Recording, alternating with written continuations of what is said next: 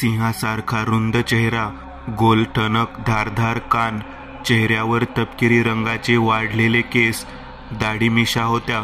हानवटीखाली लांबसडक आकार, गडद केशरी रंगाची दाढी होती. तोंडावरच्या वरच्या ओठांवर दोन्ही बाजूंना पातळसर केस होते. एका रुबाबदार नराची ती खून होती. बलदंड भाऊचे 2 फुगीर हात होते, ज्या हातांवरच्या नसा टरारून फुगल्या होत्या, ज्यांवरून शक्ती प्रचिती कळून येत होती.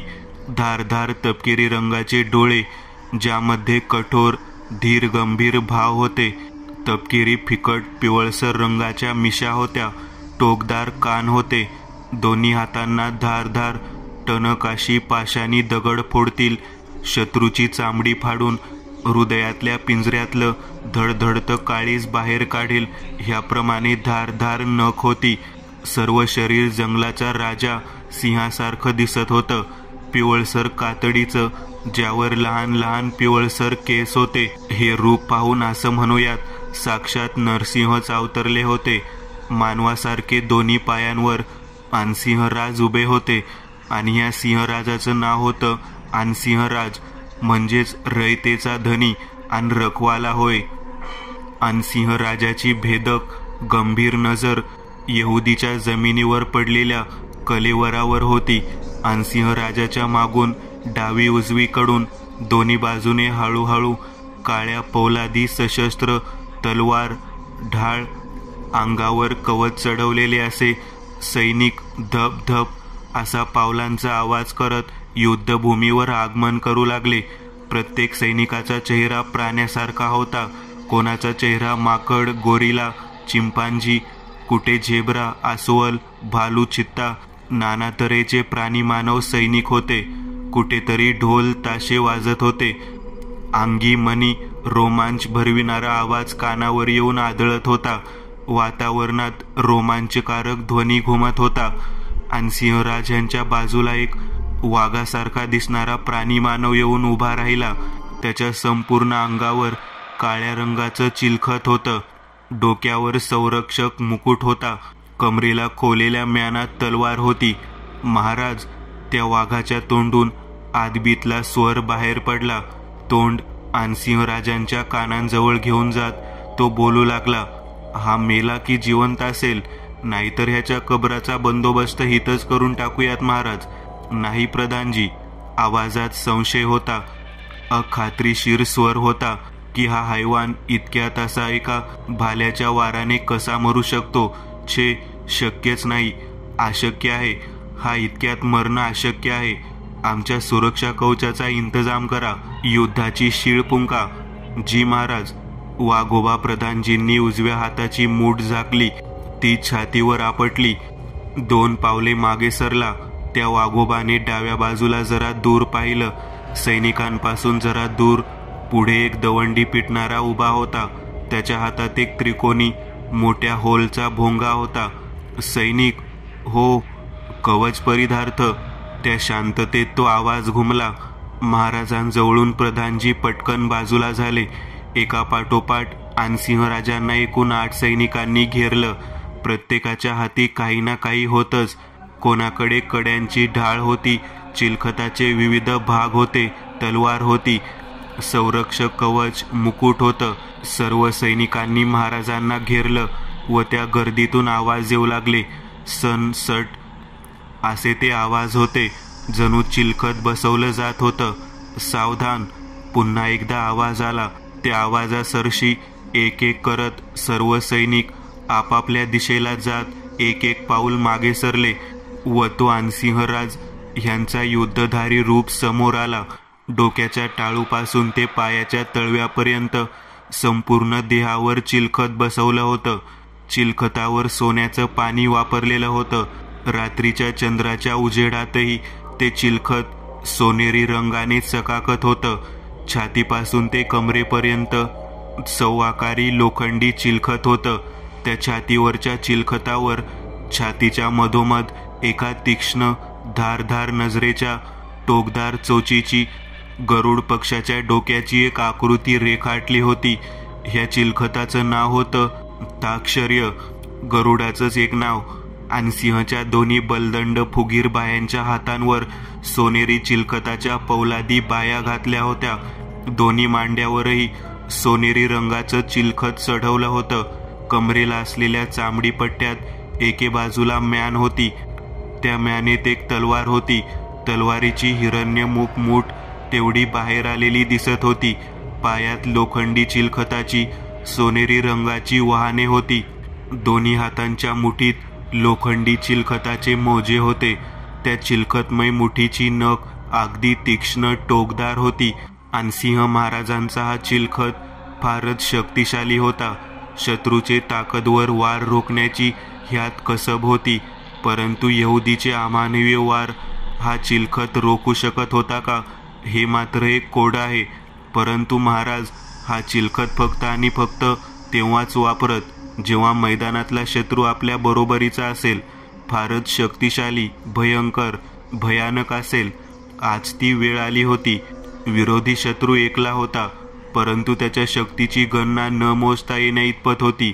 एकेकाळी ह्या हैवानाने तिन्ही लोकात तांडव माजवला होता. देव, मानव सर्वांची पळताभुई थोडी केली होती. आज तोच खुद्द यहुदी अँटमवर पधारला होता. कशाला? त्याची मुर्दा देहाचे एक अविभाज्य घटक मिळवण्यासाठी. आणि सिंहराज तीक्ष्ण, कठोर, गंभीर, संशयी नजरेने यहुदीच्या खाली पडलेल्या काळ्या झग्यातल्या आकाराकडेच पाहत होता. महाराज हा मृत पावला असेल का? वाघोबा प्रधानजींचा पुन्हा आवाज आला. सांगता येणे शक्य नाही प्रधानजी. तर्कसुद्धा लावणे शक्य नाही. एकेकाळी तिन्ही लोकांत हाहाकार माजविलेला हा हैवान सामान्य भाल्याच्या वाराने मृत्यू पावणं कसं शक्य आहे? आणि सिंहराज वाघोबांकडे न पाहता म्हटले, महाराज माफी असावी. लहान तोंडी मोठा घास घेत आहे. वाघोबा प्रधानजींनी नम्रपणे खाली मान घातली आणि सिंहराजांनी न समजून त्यांच्याकडे पाहिलं. माफी कशाकरिता? बिनधास्त, कसली ओढेवेढे न घेता शब्द उच्चारा. सांगा, काय म्हणायचं आहे तुम्हाला? महाराज आपण वाट पाहायला नकोय. काय माहिती तुमच्या वाराने हा हैवान बेहोश झाला असावा. काही काळाकरिता शरीर निष्क्रिय झालं असावं. वाघोबा आपले विचार बोलून दाखवत होते आणि सिंहराजांना ते पटलंही होतं. असं असेल तर ह्याला जेरबंद करायला हवं प्रधानजी. आताच्या आता बेड्या मागवा. आणि सिंहराजांच्या हुकुमासरशी जलद हालचाल झाली. सैनिकांनी लोखंडी साखळी व बेड्या मागवल्या. 4 सैनिक पुढे झाले. सर्वांच्या चेहऱ्यावर भीती स्पष्ट दिसत होती. चेहरा पांढरा शिपट पडला होता. हातातल्या साखळ्या थरथरत होत्या. घामाने अंग निथळून निघालं होतं. यहुदीचं निर्जीव कलेवर ही उपमा अशीच दिली आहे बरं का. मला सुद्धा ठाऊक आहे ती एक आत्मा आहे. परंतु अँटमवासी मात्र अल्पित आहेत ना, आजान आहेत ना. ते 4 माकडी काळतोंडी वानर सैनिक दोन्ही बाजूंनी गराडा घालत यहुदीच्या हातापायांना बेड्या, साखळदंड अडकविण्याकरिता हळूच खाली झुकले. त्या सर्वांपासून मागे 60 पावलांवर महाराज आणि सिंहराज, त्यांच्या बाजूला प्रधानजी उभे होते. दोघांनी एकमेकांकडे पाहत हळूच स्मित करत होकारार्थी मान हलवली. त्यांना वाटलं सर्व काही सुमंगळ कुशल घडलं आहे. परंतु ही तर धोक्यापूर्वीची शांतता होती. त्या 4ही माकडतोंडे भोळसट वानर सैनिक खटखट सट आवाज करत यहुदीला बेड्या घालत होते. यहुदीची ती काळी अंधारी चेहऱ्याची त्रिकोणी टोपी, त्या टोपीत मरणाचा काळोख भरला होता. तोच त्या काळोखात 2 लालचटक विस्तवी डोळे चकाकले आणि त्या खालीच तो चमचमता चकाकता जबडा चमकला. तो खर्जातल्या हास्याचा आवाज गुंजला. एक एक करत ह्या सर्वांची भीतीने फाटून हातात आली. अवसान गळाले. पटकन सर्वजण एक एक करत मागे सरले. तोच यहुदीचं सर्व शरीर गुरुत्वाकर्षण नियमाची छेड उडवत आपोआप जमिनीवर उठून उभं राहिलं. ते ध्यान उभं राहिलं हे पाहता एकेकाची आत्मा लटालटा कापून उठली होती. हैवान जागला, हैवान जागला म्हणत ओरडत किंचाळत 4ही जण वेगाने धावले. तोच यहुदीच्या काळ्या चिपचिपी झग्यातून ते काळ्या रंगाचे जाडजूड तीक्ष्ण टोकदार आसूड बाहेर फेकले गेले. यहुदीच्या पाठीमागे 2 सैनिक धावत होते, तर पुढून 2 सैनिक हवेत हात हलवत तोंडाचा आवासत ओरडत धावत जात होते. तोच सप सप असा 4दा आवाज आला. ते टोकदार पाशानी काळ चकचकीत आसूड कोणाच्या छातडात घुसल, कोणाच्या पोटात कवटीत, तर धड वेगळं करत पुढे निघून गेलं. जो तो जागेवरच निर्जीवपणे एका झटक्यात मृत होऊन जमिनीवर कोसळून मरण पावला. यहुदीच्या अंगातून हळूहळू काळीशार वाफ बाहेर निघू लागली. ती वाफ अंगातून निघताच हवेत 1 फूट वर जाताच तिची काळीशार धुळीकण तयार होत होती. वर वर आकाशात जात होती. सिंह, यहुदी बोलू लागला. त्याच्या शब्दात कुत्सित स्वर होता. जंगलाचा राजा, चतुर, साहसी, पराक्रमी. यहुदी हसला. त्या हसण्यात तुच्छ लेखित स्वर होता. अरे आकलेच्या कांद्या, मूर्ख राजा, मूर्ख प्रधाना आणि मूर्ख सैनिक. ज्याला देहच नाही आहे तो कधी मरू बेशुद्ध होऊ शकतो का? आत्म्याला बेहोश करता येतं का? यहुदी गडगडाटी हसत होता. सिंह हा कधी मूर्ख नसतो हैवान यहुदी, कधीच नसतो, जितका तुला मी वाटत आहे. मानवी दुनियेत जी सिंहाची फजिती, विहिरीची गोष्ट सांगितली जाते ना, की स्वतःच्या प्रतिमेला पाहून सिंहाने विहिरीत उडी घेतली, ते सारं खोटं आहे. मानवी कल्पनेने रचलेली एक थेर आहे. आता काही हो, मीही काळ्या जादूची अंगठी तुला कधीही मिळवू देणार नाही. इतके बोलून आनसिंहराज थांबले व त्यांनी आपल्या एका चिलखतमय लोखंडी मौजाची मूठ म्यानेतल्या तलवारीच्या हिरण्यमुखी तलवारीच्या मुठीवर ठेवली व सुई असा आवाज करत हवेला कापत हिरण्यमुख तलवार बाहेर काढली. यहुदी त्याच्या दोन्ही हाताचे खांदे गदागदा हलवत घशातून खवखवता गुंजता खर्जातला आवाज काढत हसू लागला. त्या हास्यात एक मस्करी, कुचेष्टा होती. तुला काय वाटतं, ही तुझी वानर विदूषकी सेना आणि त्यांचे साधारण हत्यार, तलवारी, भाले, धनुष्यबाण मला रोखू शकतील? यहुदीच्या स्वरात गर्व होता. नियतीच्या मनात जे आहे ते होईल यहुदी. आनसिंह राजांनी आपले दोन्ही डोळे बंद केले. तोंडावाटे एक मोठा श्वास आत ओढला व झपकन डोळे उघडले. एका निर्णायक शेवटच्या लढाईकरिता तयार झाले. अच्छा, मग ही तुझी फौज मागे ठेवून तू एकलाच का नाही मैदानात माझ्याशी लढत? तसेही तू राजन आहेस ना? आनसिंह राजांनी मागचा पुढचा विचार न करता लागलीच होकार दर्शवला. परंतु महाराज, वाघोबा प्रधानजी कळकळीची विनंती करू लागले. हा हैवान तुम्हाला एकट्यास पराभूत करेल महाराज, प्रधानजी काळजीयुक्त स्वरात म्हटले होते. परंतु हा शब्द आनसिंह राजांचा अहंकार डिवचून गेला.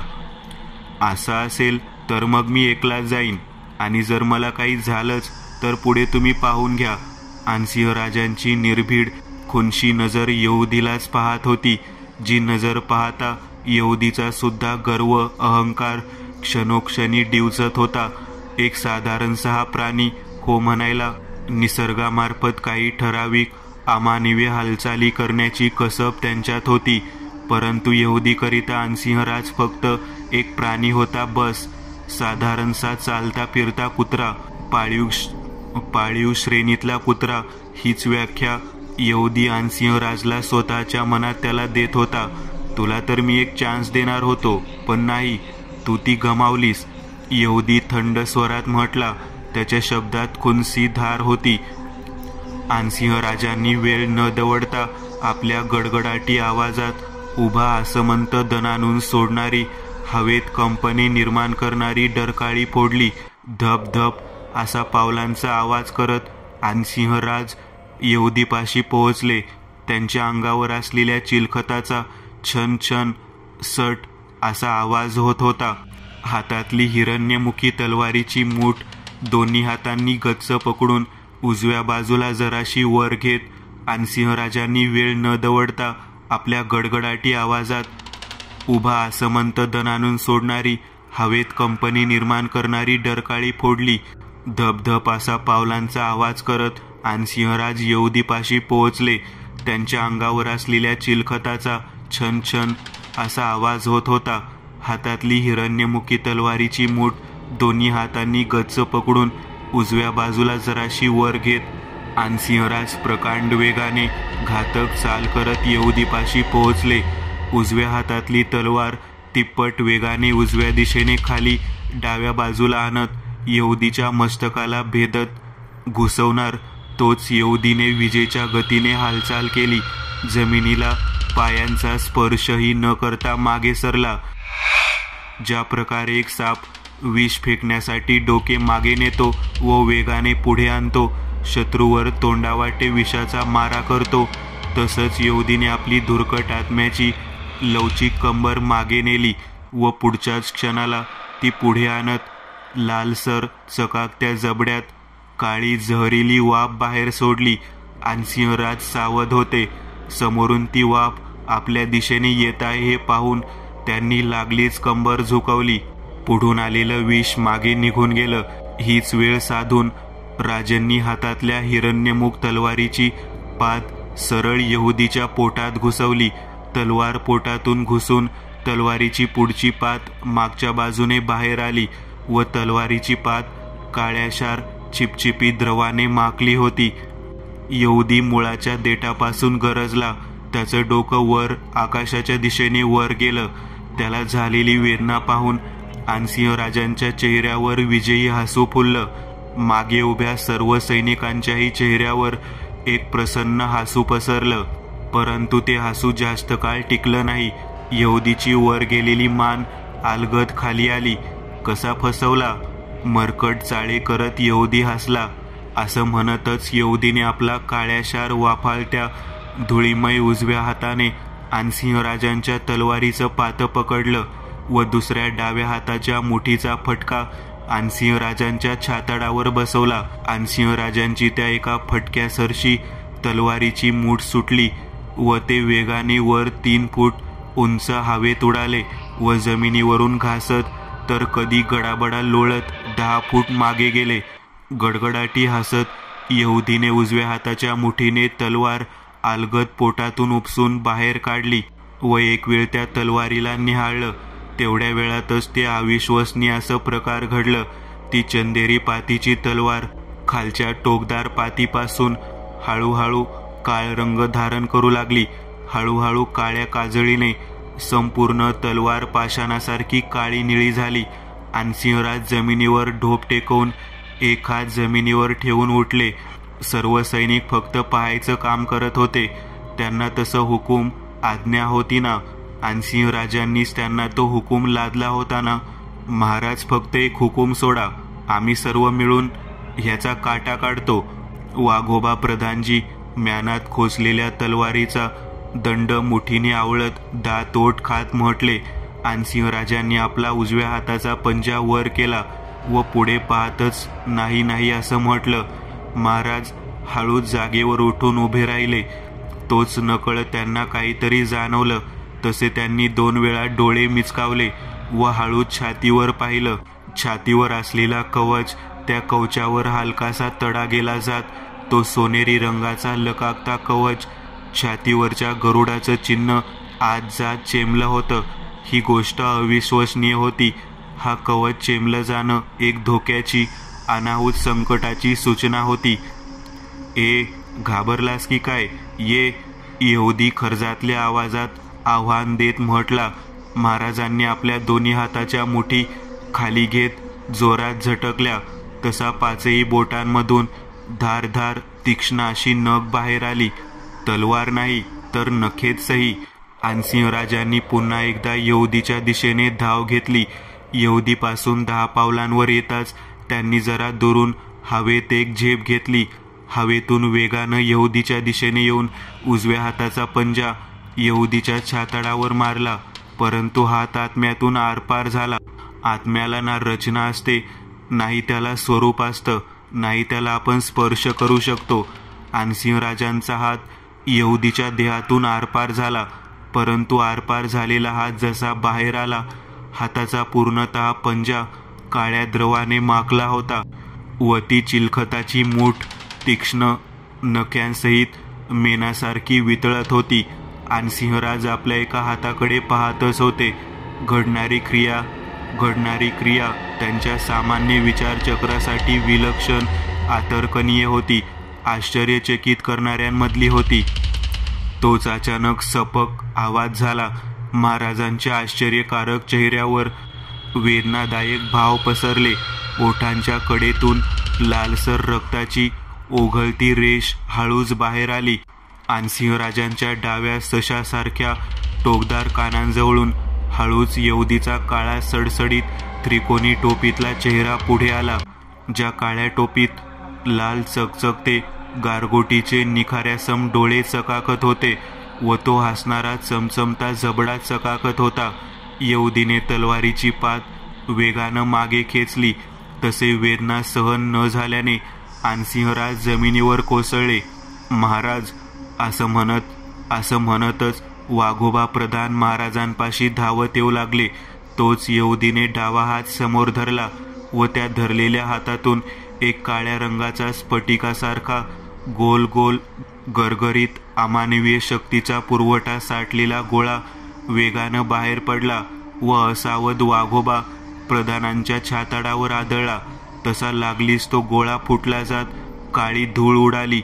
वाघोबा प्रधानांच्या सर्व देहाला एक वेगवान अमानवीय झटका बसला व ते 15 फूट मागे उडाले. सैनिकांच्या अंगावर जाऊन कोसळले. जर तुम्हाला तुमचा जीव प्यारा असेल तर पुढे येऊ नका, नाहीतर ह्या काळ्या मातीत तुमच्या देहाची काळी राख मिसळून टाकील, यहुदी धमकीच्या स्वरात म्हटला. तिथे शेकडोने सैनिक उपस्थित होते, परंतु ते हैवानाची चमत्कारिक शक्ती पाहता कोणाचीही पुढे जायची हिंमत होत नव्हती. यहुदीने तलवारीची पात आपल्या चकचकत्या जबड्यासमोर आणली. वा! तोंडातली विषारी धुरकट काळसर वाफेचा भपकारा पातीवर फेकला. यहुदीने आनसिंहराजांचं सिंहरूपी केसाळ डोकं, वरचे केस डाव्या मुठीत पकडत हळूच जरा वर उचललं. मग ज्या धन्याच्या मालकीची तलवार होती, ज्या तलवारीने आनसिंहराजांना शेकडो युद्ध जिंकण्यास मदत केली होती, त्याच तलवारीच्या तीक्ष्ण पातळसर धारदार पातीने आनसिंहराजांचं धूड चळाचळा आवाज करत कापायला सुरुवात केली. तलवारीची काळी पात कधी उजवीकडे जात तर कधी डावीकडे. फाटलेल्या चामडीतून लालसर रंगाचं चकचकीत लाल पातळसर रक्त काळ्या जमिनीवर सांडू लागलं व पुढच्याच क्षणाला यहुदीने आनसिंहराजांचं धूड कापून टाकलं, शरीरापासून पार विलग आलग केलं. हे सर्व दृश्य पाहणाऱ्या सैनिकांची नजर पाणावली होती. आपल्या लाडक्या राजाचा हा निर्दयी अंत सर्वांची आत्मा चळाचळा कापून गेला होता. आनसिंहराजांचं ते शरीर विरहित धूड यहुदीने आपल्या मागे फेकून दिलं. जमिनीवर ते धूड एका कानावर जाऊन पडलं. यहुदीची नजर हळूच आपल्या काळ्या जादूच्या अंगठीवर मुर्द्यावर पडली. माझी मुद्रा, यहुदी गडगडाटी आवाजात म्हटला. तोच त्याने आपल्या उजव्या हाताचा तळवा हवेत त्या पाषाणी टेकडीच्या दिशेने धरला. यहुदीच्या आत्म्याची त्याच्या शरीराशी त्या अंगठीशी नक्कीच नाळ जोडली गेली होती, कारण जसं त्याने आपला हात समोर धरला तसा पुढे त्या विशाल भली मोठी पाषाणाची कोरीव काट्यासारखी टोकदार टेकडी दिसत होती. खालचा भाग दंडगोळ आकाराचा होता, वरचा भाग लहान लहान होत वर जात होता व एका मोठ्या टोकदार काट्याचा आकार घेत होता. त्या काट्याच्या तीक्ष्ण धारधार टोकावर एक हिरवट रंगाचा प्रकाशित मणी चकाकत होता. त्या मण्यातून हिरव्या रंगाचं विशाल लकलकीत तेज झिरपत बाहेर पडत होतं. तोच मणी, ती अंगठी एका पाषाणी दगडी खाचेत रुतला किंवा खोवला गेला होता. त्या मण्याची खचखच असा आवाज करत हालचाल होऊ लागली व तो मणी त्या पाषाणातून कधी डावीकडे तर कधी उजवीकडे हलला जात कंपने निर्माण करू लागला व पुढच्याच क्षणाला त्या पाषाणाच्या ठिकऱ्या ठिकऱ्या उडाल्या. धाड असा आवाज होत मुर्दा मणी वेगानं हवेतून यहुदीच्या दिशेने आला. यहुदीने आपला उजवा हात हवेत धरला व पुढून येणारा मणी हवेत झेलला. त्या आत्म्याला ना रूप होतं, नाही आकार उकार. मग त्याच्या चेहऱ्यावर आनंदमय भाव तरी कसं दिसणार होतं? यहुदीच्या चेहऱ्यावर फक्त तो विचकलेला चमचमीत लालसर जबडा तेवढा दिसत होता. हळूच त्याने ती हिरवट रंगाची मुद्रा अंगठी तर्जनीत चढवली. तर्जनीत चढवताना त्या मण्याखाली सोनेरी रंगाची एक चमचमती एक कड निर्माण झाली व अंगठी यहुदीच्या तर्जनीत घुसली. आता यहुदीच्या काळ्या धुरकट हातात 2 अंगठ्या दिसत होत्या, एक भगव्या रंगाची कटी व दुसरी हिरवट रंगाची मुर्धा. अचानक यहुदीच्या पुढ्यात एक शुभ्र धवल रंगाची चौकट तयार झाली, जी की 7 फूट उंच व रुंदीने 3 फूट होती. चला, माझ्या निघण्याची वेळ आली. यहुदी हळूच त्या उजळलेल्या चौकटीच्या दिशेने निघाला. तोच त्याला काहीतरी लक्षात आल्यासारखा तो जागेवरच थांबला. त्याने एक तिरकस कटाक्ष मागे सैनिकांवर टाकलं. त्याची ती जहरीली लालसर नजर पाहता ह्या सर्वांची आत्मा तोंडात आली. जो तो लटालटा कापू लागला, एक एक पाऊल मागे सरू लागला. नाही नाही, तुम्हाला मारत नाही. किड्या मुंग्यांना चिरडायला वेळ नाही, फक्त एवढंच म्हणायचं आहे. अरे भलेही मृत्यू 4 बाजूनी आला असेल, पण येईल तर एकाच दिशेने ना. आणि जर मृत्यू येणारच असेल तर येऊ देत, कारण मृत्यूला ती लोक घाबरतात ज्यांच्याकडे रडणाऱ्यांची फौज असते. यहुदी पुन्हा गडगडाटी हसला व त्या उजळणाऱ्या चौकटीत आत घुसला. शेवटी कलियुग आहे. विजय सत्याचा नाही, असत्याचाच होतो. युगे युगे कलियुगे. जय इल्युमिनाती.